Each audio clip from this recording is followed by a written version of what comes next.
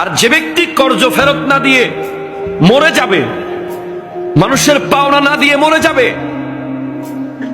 নিজের মনে করে খেয়ে বসে আছে, তার জান কবজ হওয়ার সময় এত কষ্ট সে পাবে, কারণ ঋণের সাথে রুটা লটকে থাকবে। হাদিস অনুযায়ী রু সহজে বের হবে না। নবীজির হাদিসে আছে রু ঋণের সাথে লটকে থাকবে, অনেক কষ্ট হবে রু বের করতে। রু কোনোভাবে যাবে না, রু আটকে থাকবে। মানুষের পাওনা না দিলে, মানুষের উপর জুলুম করলে।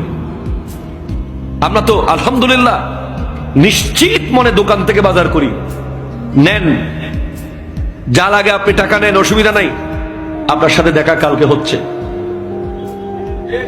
কথা কোন ঠিক কিনা বলেন না? কারো কাছে টাকা পাইলে নিশ্চিত থাকি, একেবারে ঘুমাই শান্তিতে। একবার বলি ভাই টাকাটা দিবেন না, দুইবার বলি ভাই দিবেন না, তিনবার বলি ভাই দিবেন না, শেষ চারবার আর বলবো না।